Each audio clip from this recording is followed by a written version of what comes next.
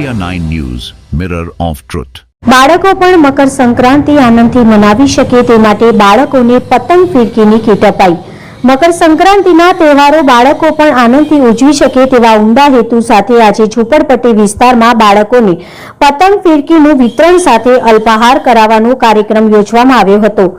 કવિતા મીરા સચદેની સ્મૃતિમાં વિતરણ કરવામાં આવ્યું હતું। સત્યમ સંસ્થા અને તાનારીરી મહિલા મંડળના સંયુક્ત ઉપક્રમે આજે પૂર્વ નગરપતિ અને જાણીતા દાતા અને ધારાશાસ્ત્રીની શંકરભાઈ સચદેના પ્રમુખ સ્થાને બાળકોને પતંગ ફિરકી કીટનું વિતરણનો કાર્યક્રમ યોજવામાં આવ્યો હતો। આ કાર્યક્રમમાં સત્યમ સંસ્થા દર્શક અંતાણી અને અન્ય અગ્રણીઓ પણ ખાસ ઉપસ્થિત રહ્યા હતા। આ તકે જાણીતા ધારાશાસ્ત્રી અને પૂર્વ નગરપતિ શંકરભાઈ સચદે વધુમાં જણાવ્યું હતું કે બાળકો મકર સંક્રાંતિનો તહેવાર આનંદથી મનાવી શકે તેવા હેતુ સાથે કવિતા મીરા સચદેની સ્મૃતિમાં દર વર્ષે બાળકોને પતંગ ફિરકીની કીટ આપવાનો કાર્યક્રમ યોજાય છે। તે રીતે પણ આજે આ કાર્યક્રમનું આયોજન કરવામાં આવ્યું છે। તેમને મકર સંક્રાંતિ પ્રસંગે સૌ કોઈ નાના મોટાઓને શુભેચ્છા પાઠવી હતી।